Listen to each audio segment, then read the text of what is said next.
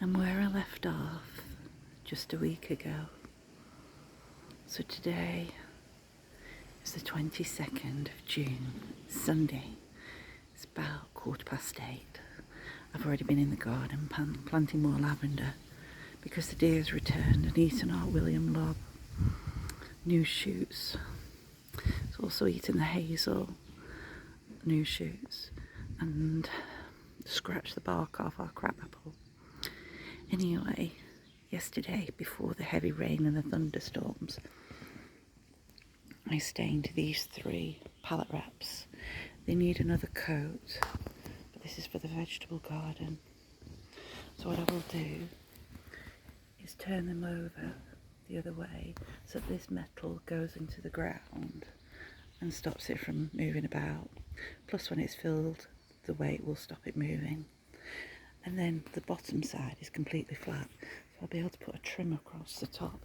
It'll look a lot better.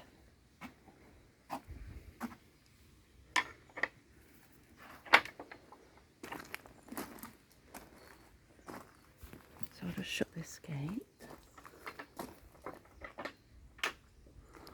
because before it goes over, I just want to show the roses at the front.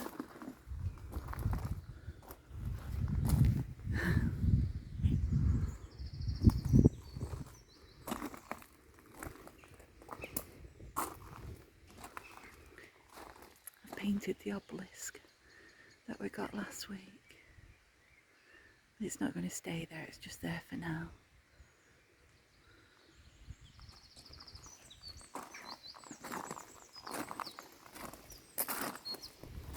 Got a nice collection going on here.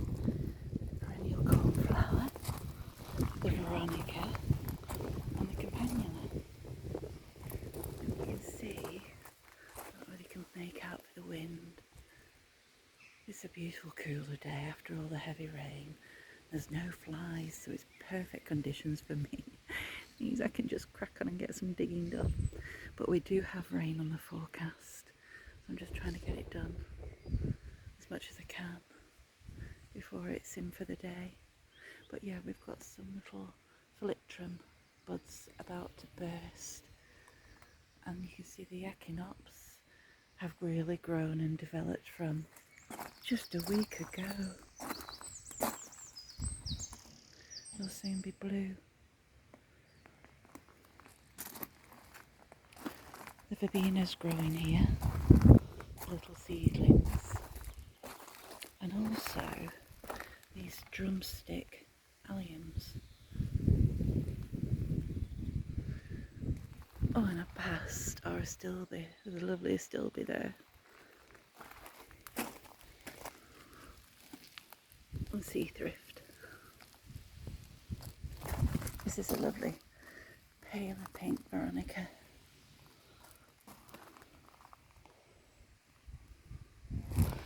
The geraniums, more beautiful astilbe. And then holly, the standard holly. And then we've just got, the path is disappearing, Acamilla mollis.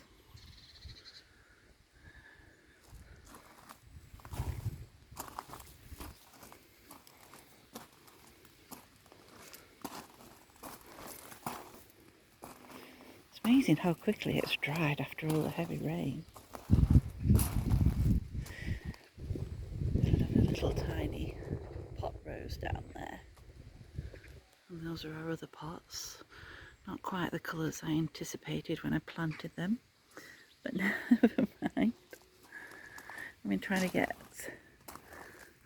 from the back of here. There's an awful lot of ground elder and bindweed that I've been digging out. You can see that there's some left dying on the top of the allium, but I need to come from this side. I need to cut this back to make way for more lupins, deadhead the lupins, but also get the bindweed off this clematis.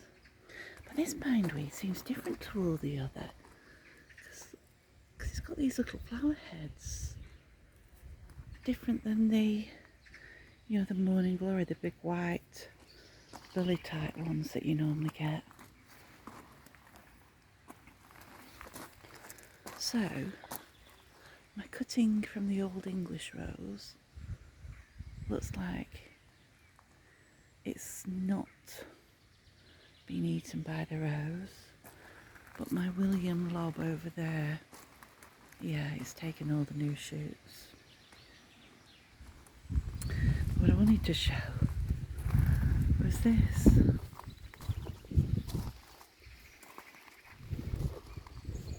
Because it just looks amazing. I've already deadheaded so much.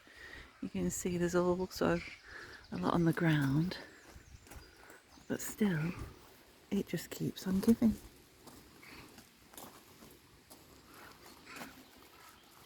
This is getting tall. I planted this late summer. I can't think what it's called. It's meant to be frothy pale pink on top, which will complement the rose. And then you've got the dusty pink rose over the arch. It's really pretty. And then my Queen of Sweden.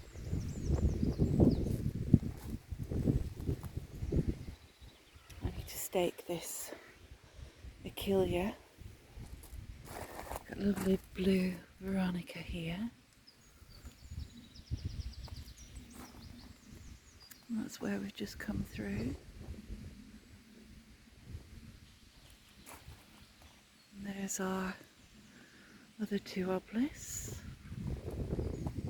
I have deadheaded these lupins, but I need to deadhead some more. Same with these.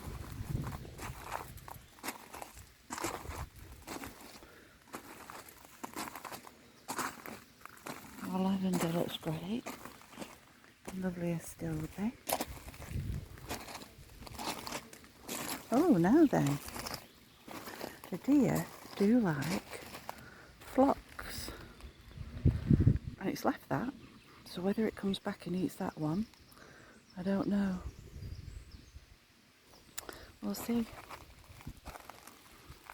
But, oh, roses in June. I love roses, and so do the deer. I need to get as many seedlings done as I possibly can, and then if it is going to continue coming, there's hopefully enough roses then from us all. It's not touched the roses next to the house, and I know from a friend's little video that they will come right up to the house. She lives down in Oxfordshire, and they were right outside the window. So this is where I've just been planting some more lavender. You can see the little stones I've been digging up. Did I ever show you this? We dug this up in this bed here that we've created. I mean, when we moved here, well, this was full of rubble and hardcore, because the builders had used it as access for the top of the hill. There's some houses being built there. So under all here is just hardcore. There's lots of broken brick, stone.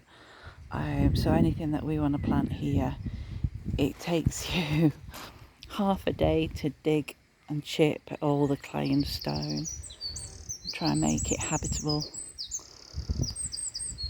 So, see, look, there we go. Now can you see in the hydrangea there? We're so behind everyone else. But you can make out the white flower. That is typically the flower of the bindweed that we normally have. But we seem to have a variant over there, which I'm not sure about. But there we go. It is looking lovely.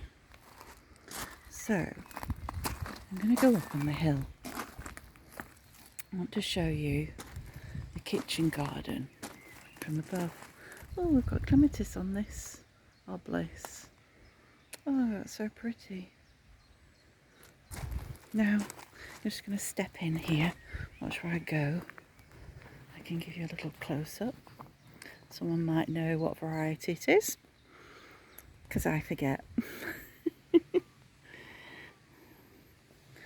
This is lovely. I don't know the name of this, but you can see I've got more echinops there, look. They're tall. They're as tall as me. This will get far taller than me. This will be about 7 or 8 feet by the time it's finished growing. It has lovely flat pink flowers on the top, and the butterflies absolutely love it. They really love it. So now we're behind the cutting of the old English rose. So that's the same rose that grows over the arch at the front of the house. Naughty does so well here. Really pleased with the Naughtia. And the deer's not been eating it, so that's good. And then down here, we've got buds. Oh, how exciting. So this is Hydrangea Annabelle. So it's lovely to see that that's doing well. My bucket full of weeds and things I've been cutting back. So you can just see I planted a row. Well, I'm trying to edge it all with lavender because this is what I did last year, so this is all grown and doing really well, which I'm amazed because it's planted in heavy clay. So whether it survives another year, who knows, but I've been managing to get them really cheaply until I can learn to do proper cuttings or have the time to do cuttings. So, sorry, I'm probably spinning too fast, but let's go up the hill and show you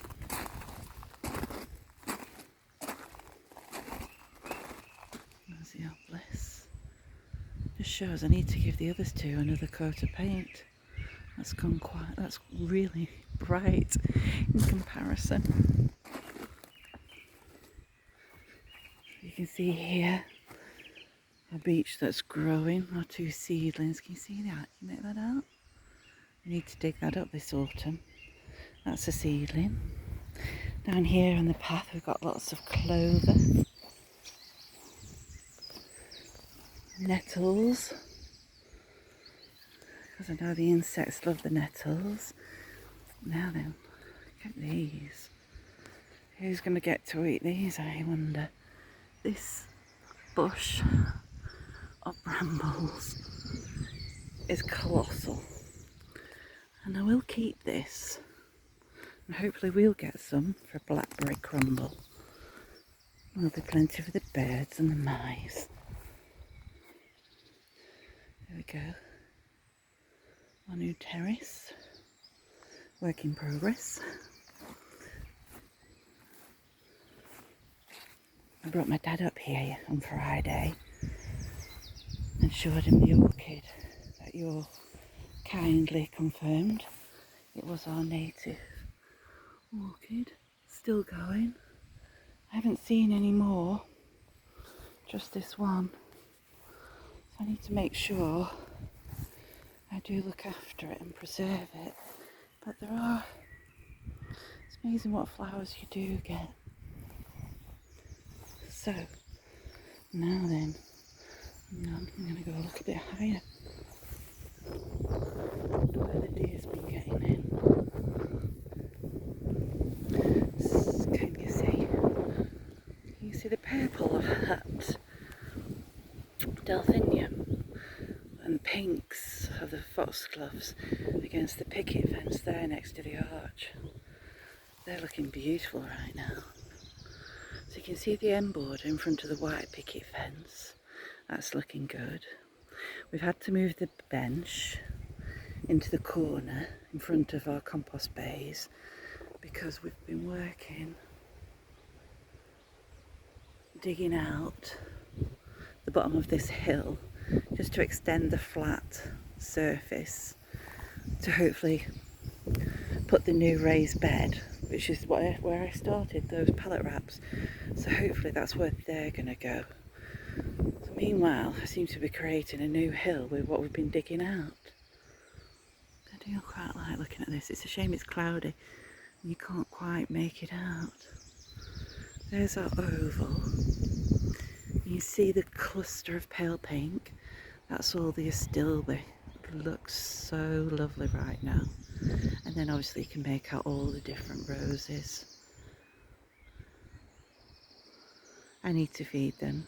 I need to get in there and weed. I was hoping to take down the wire fencing around it, but now that I know the deer is back, I can't. Otherwise it'll just come and eat the lot.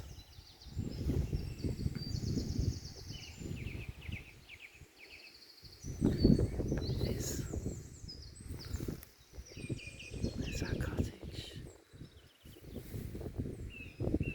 It's a cloudy day. It's quite breezy. It's actually perfect conditions for me to be out here digging and planting. But according to the forecast, rain is on its way.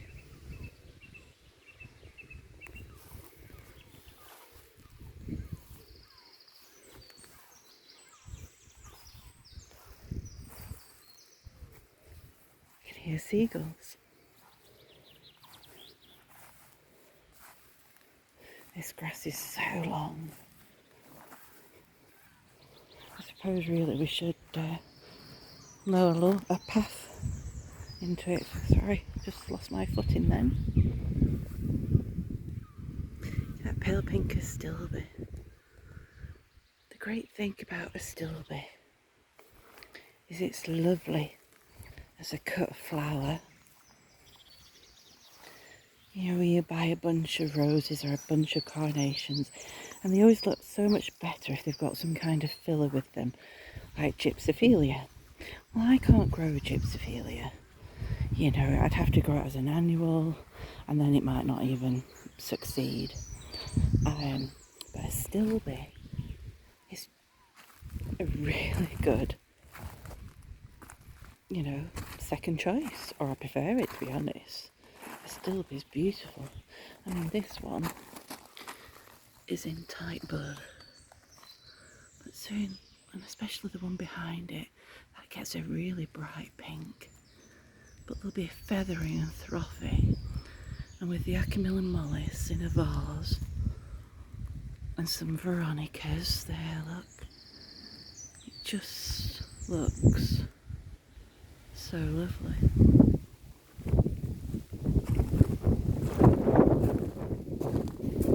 Wow, it's such a lovely refreshing breeze after yesterday. Yesterday was so humid and hot, and then we had thunderstorms, and it remained so.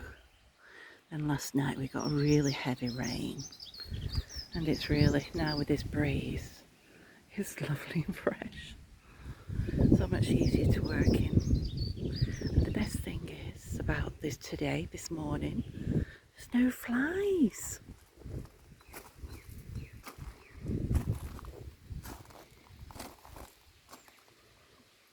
So this is the feather throffiness that I love to cut for my vases.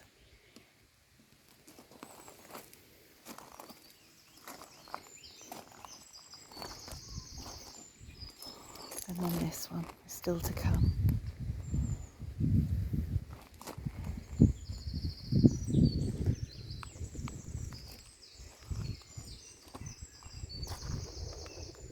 Hypericum. Now on Friday, my father and my stepmother arrived with a car boot full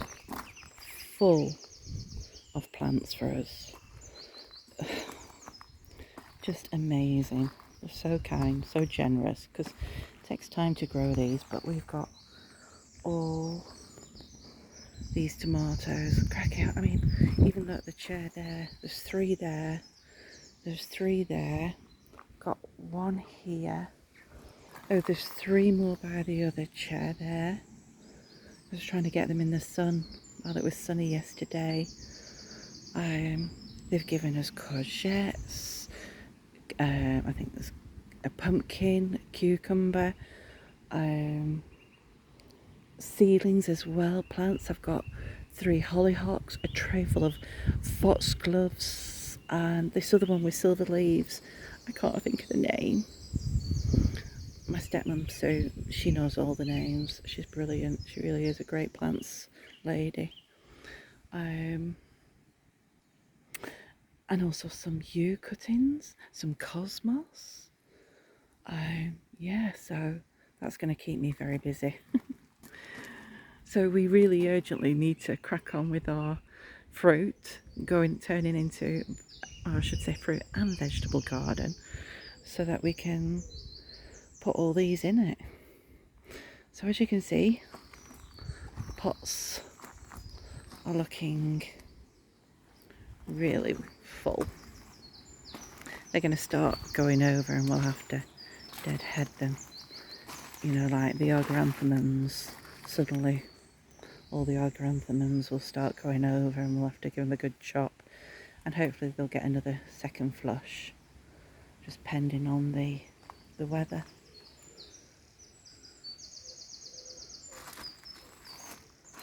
I keep deading the pansies, deadheading them, and they keep going, so that's great.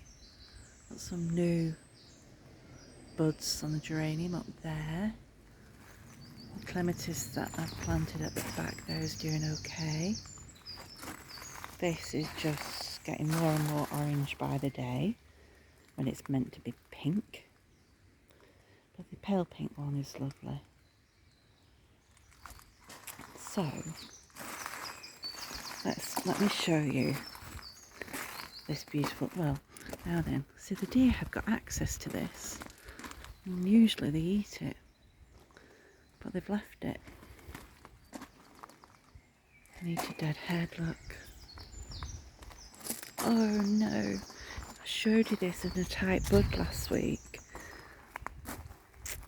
and it's going over. But meanwhile, look at that one.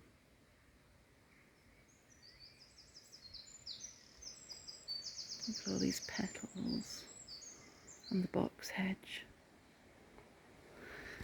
I don't cut the box hedge very often. I find if I leave it, I don't get the blight. You can see I desperately need to deadhead these roses again. Maybe I need to do that now rather than, that's it, you see, it's like when you've got limited time, it's like, what do you do first? I'm just going to get these petals, all these petals, before they just cover the box. But there you go, there's more pink feathery goodness from the astilbe. Now I meant to look at my chart last night. I have a little drawing plan that tells me which David Austins are which. I know I should recognise them, but they are very similar, aren't they? Can anyone tell the difference between that one and that one? That one's more of an apricot shade. Still waiting to see if this is our Boscabelle. The Joie de Vivre there is looking beautiful, but look at that. That's lovely, isn't it? You make it out.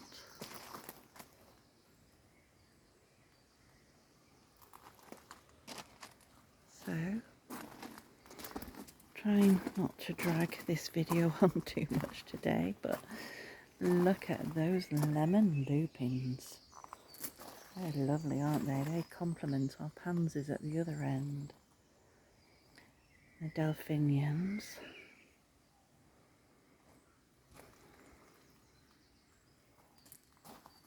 Campanulas are going over. I need to deadhead them and then hopefully we'll get more. Now this is a pretty astilbe. Really beautiful. More lupins. Oh, sorry, I'm probably going too fast with the spinning. more feathery astilbe. Astilbe is great for clay. It's great for shade. It's a really good plant. And look, can you make out there? Beautiful apricot foxgloves. Oh, the sun has just appeared. See, look. Most biggest. Let me zoom out a bit. And you can see he's lovely. Oh, they're my pride and joy. Apricot foxgloves. Any foxgloves. Look at those pink ones. Beautiful. So, I'll chuck these petals into our compost. And we've still got, oh, we've had so many strawberries. We've got more to take here.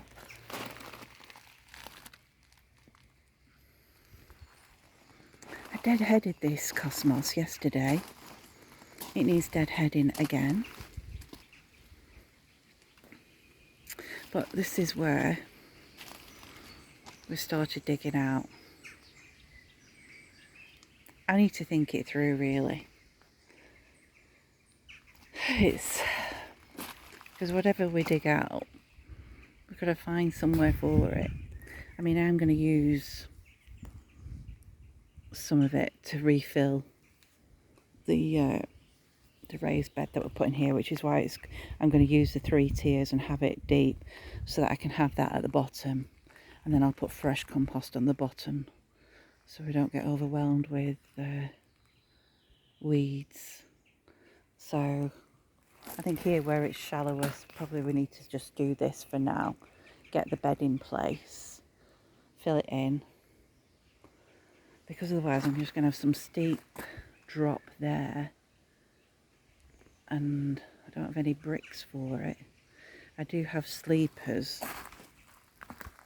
a couple of cut off sleepers to put here, and then that'll cut that section off so that then that I can use once we've done our fencing and put the fencing across, and then I can start planting in there. So this is where Robert mainly really was digging yesterday, and then I was carting it bucket load over here. Let's look at this beautiful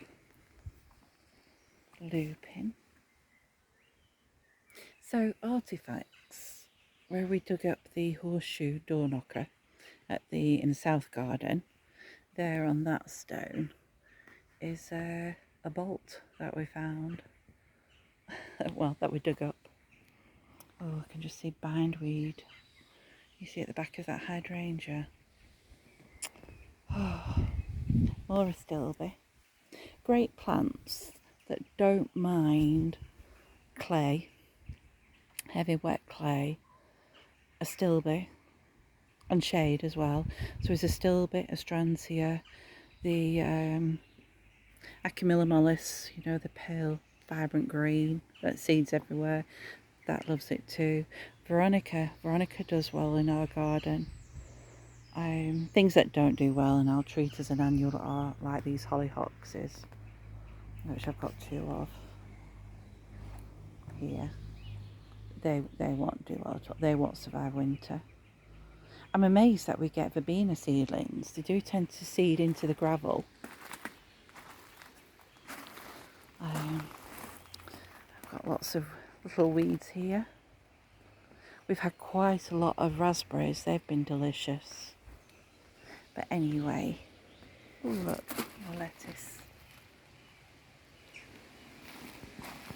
I'm going to leave it there and say goodbye because I think the rain's coming. And I'll see you again soon. So thank you for watching.